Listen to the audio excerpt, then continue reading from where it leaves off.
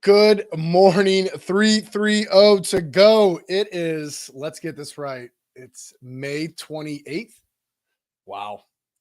If you guys are tuning in, hopefully either you're at the point where your kids are finally on, summer break, or you're just hanging out because you're at work, acting like you're working, scrolling through social media, or you're just sitting at home, hopefully having some coffee and sitting back and tuning into your favorite social media network, 330 to go. And now you're ready for some sports talk, right? Exactly. Like what has been going on? There's a lot going on, a lot of random stuff. We're not going to be able to stick to exactly one thing. We're going to talk a little NBA, Major League Baseball, Browns, a couple of things going on with them. The Cavs, there's a lot of rumors going around, and then just some other random news. So let's jump right off to the rip real quick. I'm going to go right over here to the banner. We're going to run that across the bottom, and we're going to see some scores start running. Orioles beat the Red Sox 11-3. Blue Jays pick up a 5-to win over the White Sox, and this was the cool part. This is why I stuttered there for a second. These city-wide uniforms that Major League Baseball is rolling out, take a look at these ones. Here's Toronto's. I like it. There hasn't been one city uniform that the Major League Baseball has put out that I've disliked. Okay. And this was a good conversation that we started talking. So I'm going to get derailed here for a minute because I want to stay on topic, because everybody who's watched me knows if I get off topic, I'll just stay on that soapbox and I won't come back. So these citywide uniforms, super neat idea, right? It's getting people interested. It has people like me saying, hey, check these out. These are really cool. The Guards have done them. St. Louis did one. We talked about the Lou last week.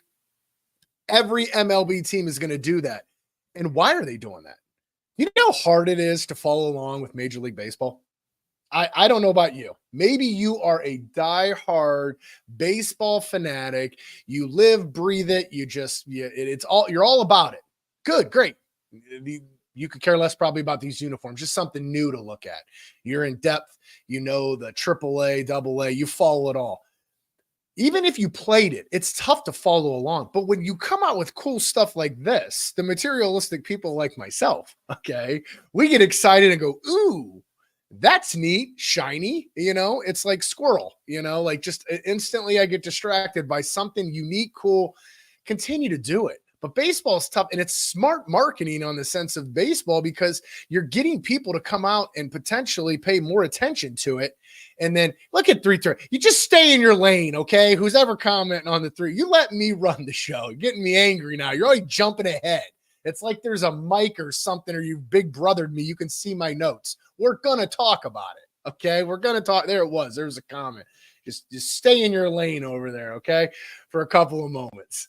All right, so Major League Baseball doing some cool things with the uniforms, and I think it's absolutely a smart idea, and we'll continue to show them and press them on you guys, because they're unique. They bring a flavor that is awesome. I've said it once, I'll say it again. You're going to see me all the time post stuff about people's uniforms, good, bad, or indifferent. I think it's a super, super cool thing.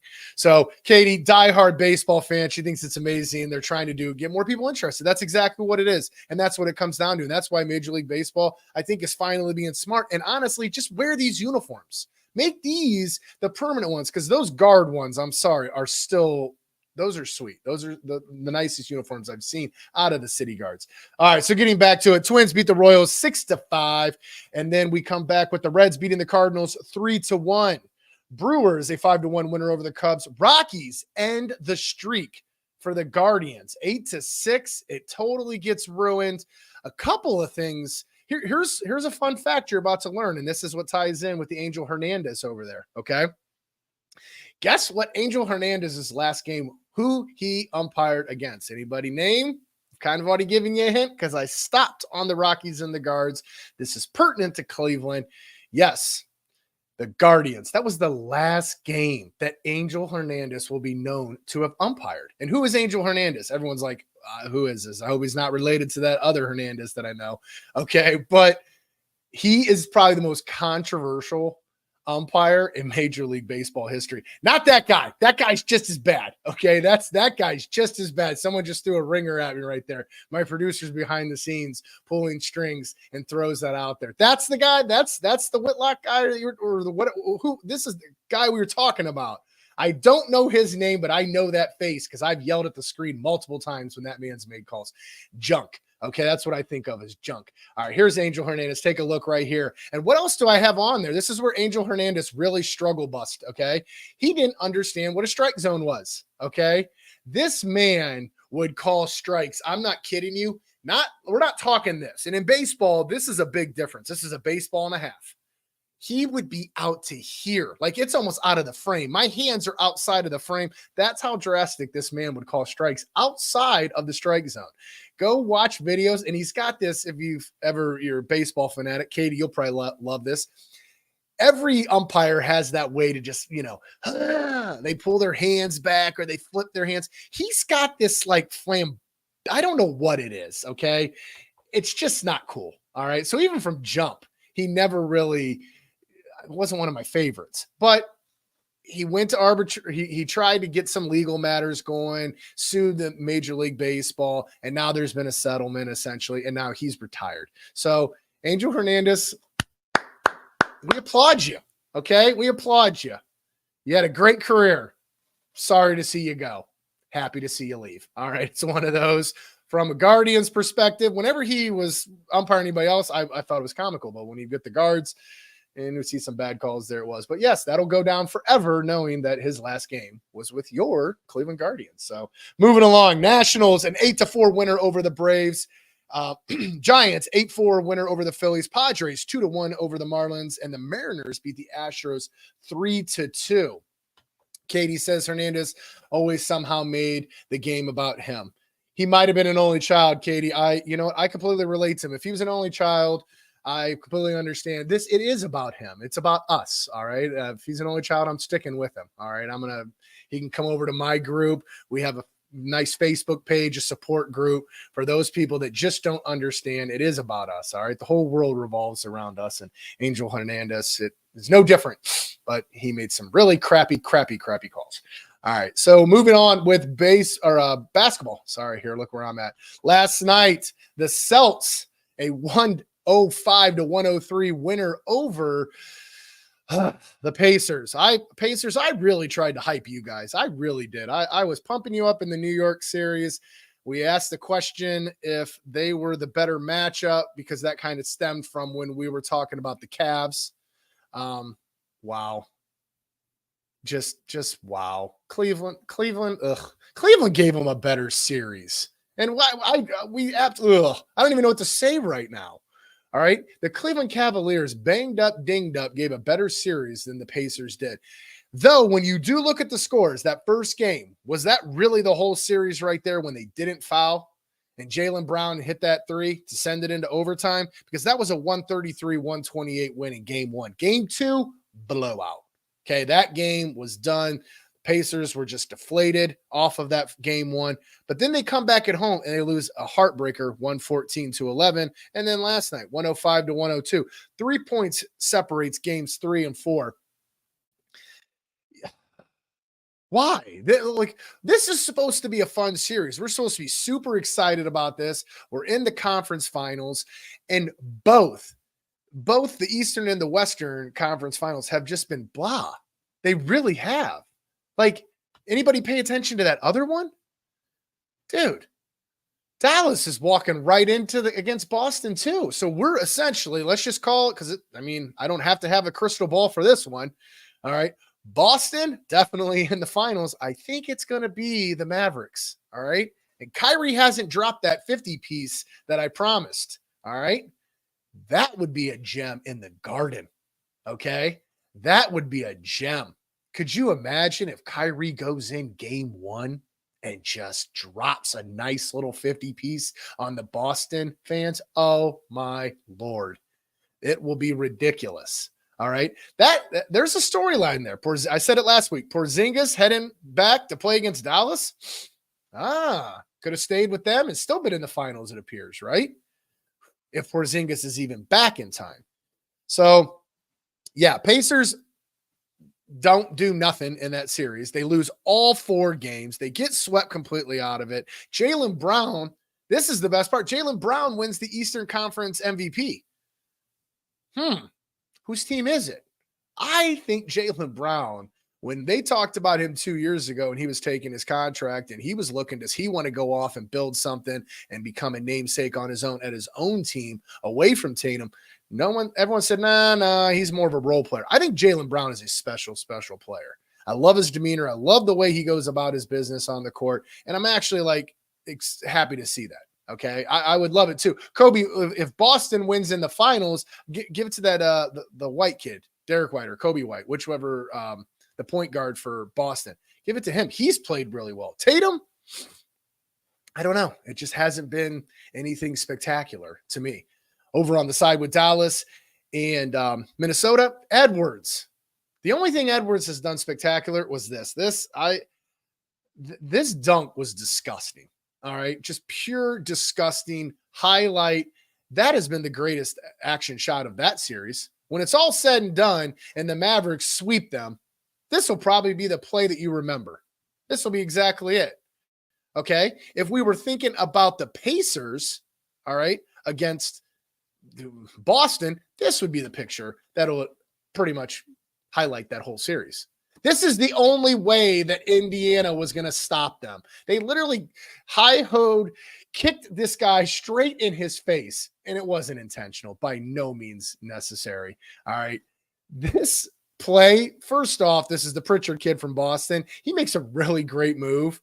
Fakes out Jackson so much that Jackson goes flying by trying to block his shot because he had just pump faked. And then he hits him with a little Euro comeback, except Jackson's right leg is still somehow floating in the air, okay? And you know whose shoes those are, if I'm not mistaken? I think those are Kyrie's. Those look like Kyrie's. The bottom of that rubber sole, tell me if I'm wrong. Somebody take a look right now, but those sure look like Kyrie's. Well, Kyrie's are going to stop you in the finals. I'm going Mavs. Let's go Mavs now. If we're going to go early prediction, I'm going to take the Mavericks. I like what's going on over there an awful lot. I really do. Luka, you are a big baby. You whine, you cry, you complain about everything. It straight up annoys me. But man, you're good. You're good. That's why you can get away with whining and crying all the time. Good for you, Luka. All right. Cavs news. There's a lot going on with the Cavs, and we have no clue. Okay, there's so much speculation. That's all we're doing. We're making up stuff. We're talking about things. So-and-so told me this. So-and-so told me that. The talk right now is Kenny Atkinson, Golden State's coach, assistant coach, okay? He also coached during the time, though, with the Brooklyn Nets. So he had the Brooklyn Nets for a couple of years, 4 seasons, and got fired. I don't know who. I don't know who that is. I don't know the connection. It made no sense to me when I was reading it. I'm not Dan Gilbert. Okay. I'm just a fan of the Cavs, and I'm trying to figure it out too. The other name that comes in, which this was interesting, was Johnny Bryant. So again, when I read that name, I'm like, who are we interviewing? Why are we talking about these names? Okay. Bryant was an assistant coach in Utah. So the instant tie is that's where Mitchell was, and maybe Mitchell liked him. The one thing that's coming very apparent in the NBA is every season when a coach gets fired, it's typically because there is an all-star that's on the team or there's an all-star they're trying to lure to the team. So it's basically like, who do you want to yell at you? So that's like me going to school and get to pick my principal, okay? If I'm doing that, I'm taking the principal from The Simpsons every time, okay? That was the only principal. Maybe Mr. Belding, okay? Little Saved by the Bell action for you guys if you've ever thought of that. If I'm picking, that's what they're doing. These guys are picking their coach. Now, how much respect can your all-star player have? Because he has to almost dictate the coach.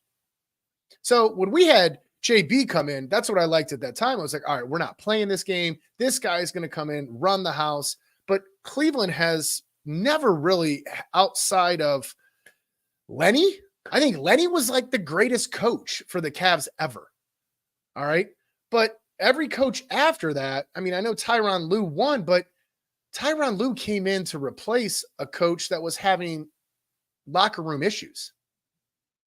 Well, apparently what Marcus Morris. Now, remember, we saw him at the end of the playoffs come out, throw up a nice little 25 piece for us and almost breaks his career record high. And we're like, why didn't he play? Or why is he playing? Questions can be asked both ways. But he comes out, kind of says that locker room was a little, So here we go. The leaks are going to start coming out. This, speculation. He also comes out and says that he thinks it's a pretty good chance Donovan Mitchell stays. Okay. So does that bring Johnny Bryan into play because Donovan's going to want to coach? Okay. And Donovan doesn't really strike me as the type of player that needs that big name coach. He doesn't need a JJ. He doesn't need a Tyronn Lue. He doesn't need to bring Doc Rivers to come in and, sink the ship. All right. It's just a Doc joke. Doc's a great coach. Okay. But he doesn't need that.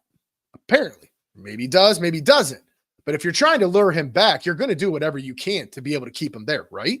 That would only make sense. Also, Morris comes out and says, kind of takes a shot at Allen and says, hey, man, I get it. The Orlando series was difficult. It was rough. There was injuries. But why weren't you Boston? He said he would have played. If he'd had the exact same injury that he knew of, he would have played. Now, he does kind of retract a little bit and says he doesn't know how Allen was feeling about his body and how he really felt to be able to make that judgment call, but he knows with his mentality, he would have been doing whatever he could to get out in that Boston series. That's telling. That's a big telling factor. Okay. We limped into that series. We got the win series against Orlando. That doesn't make it a complete bomb of a season. Because if you lose that series, we've already talked about it. This is a failure of a year. Running into Boston, it's going to look, when we look back at Boston and this year, it's going to look like they were like this phenomenal team because they're winning series 4-1, 4-1, 4-0.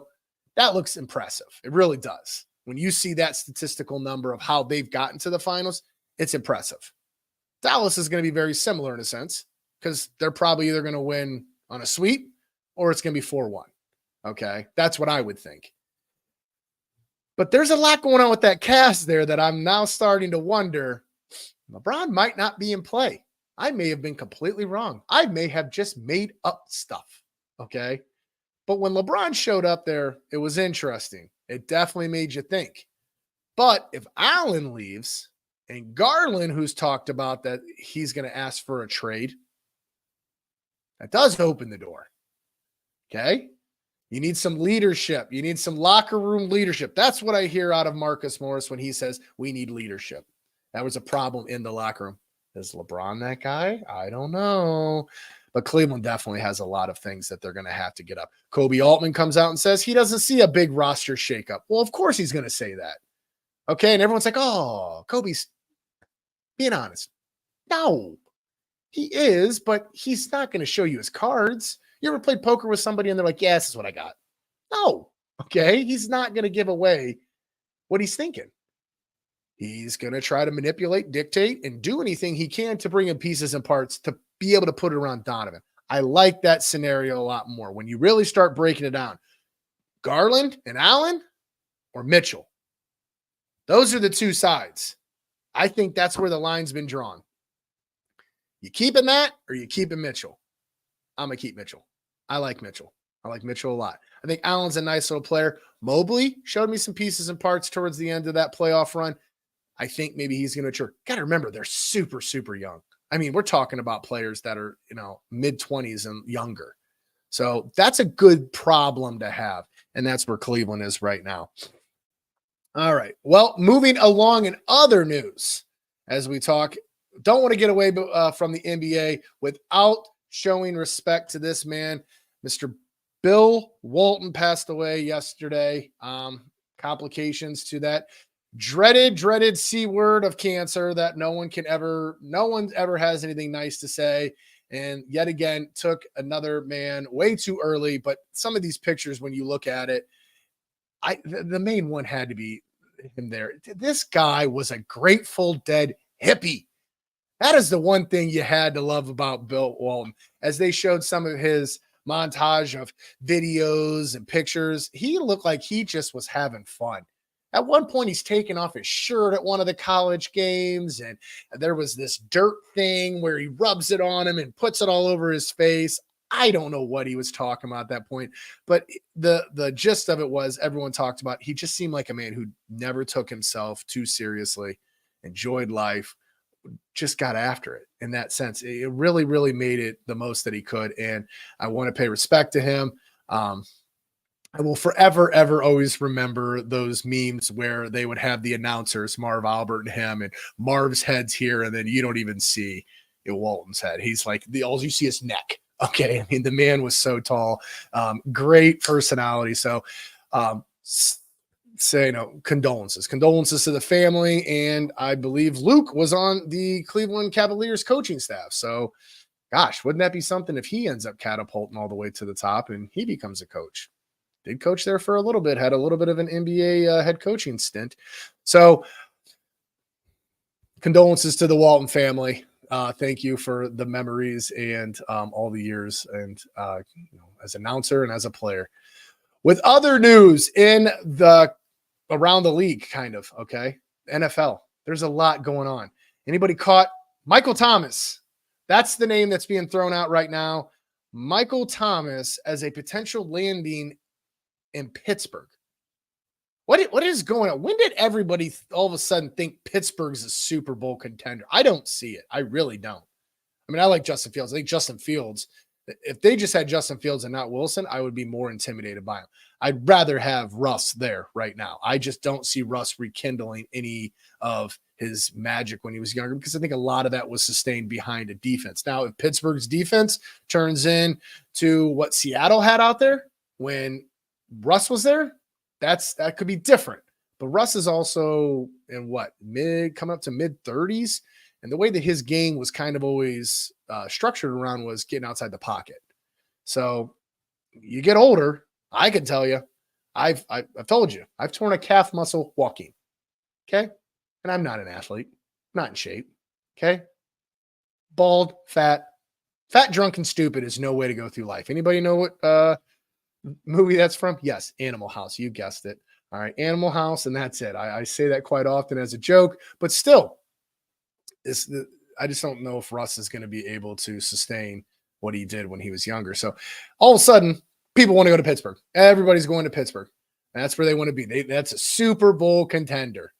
Okay.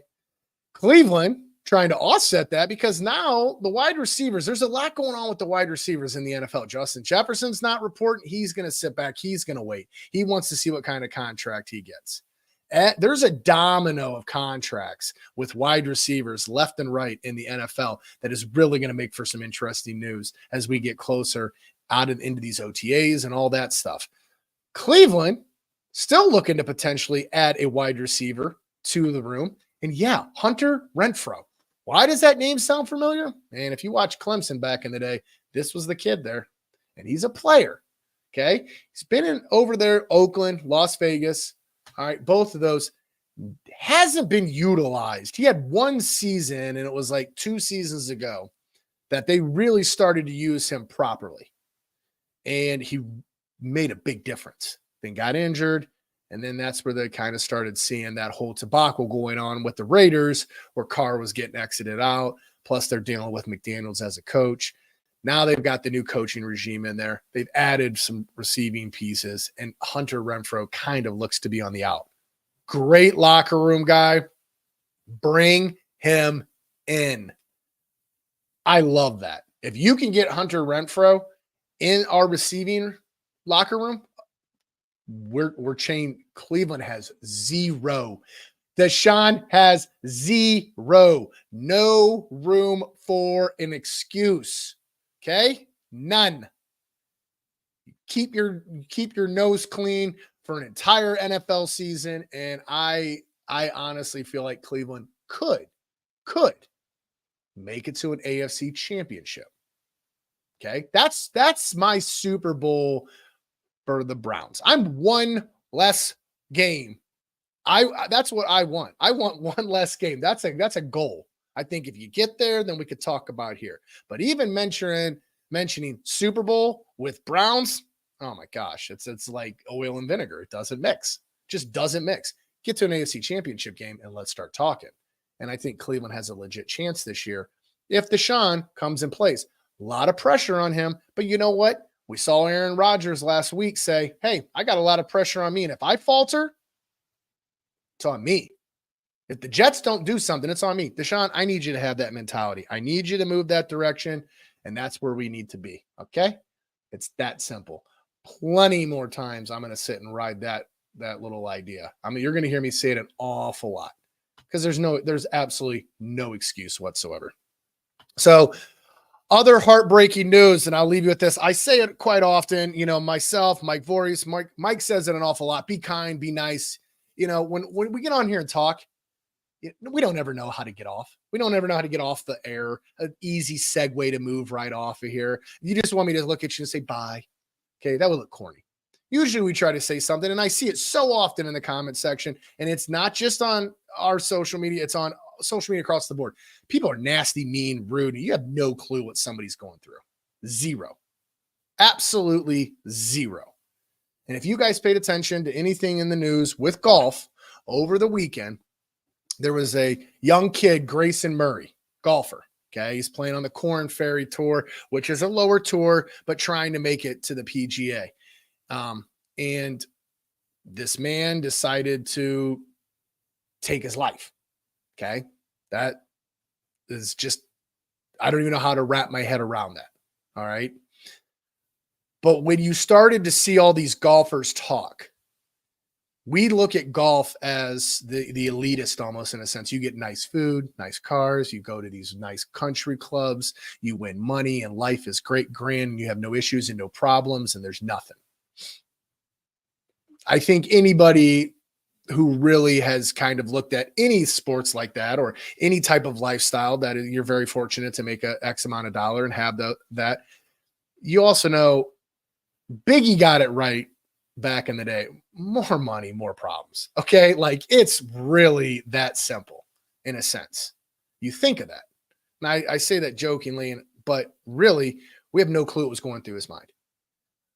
They just found out he passed away. It wasn't released till later that his parents came out and it had said that he had taken his life and he'd been battling some mental issues for over the last, it felt like a decade, I think they were talking about. Okay. His playing partner of 2 days emotionally just breaks down, and he had known this man for 36 rounds or 36 holes. Sorry, 2 rounds, 36 holes. He knew this man. So he didn't know him well and just lost it because he just was thinking about the demeanor of this kid through the whole, those 36 holes. And on the very last hole that he played, he missed a 5-6 footer and just didn't care. Honestly, no lie, looked like many golfers I've seen before where they miss something and angrily walk up and just hurry up and bang the next putt in because you just 3-putted or 4-putted.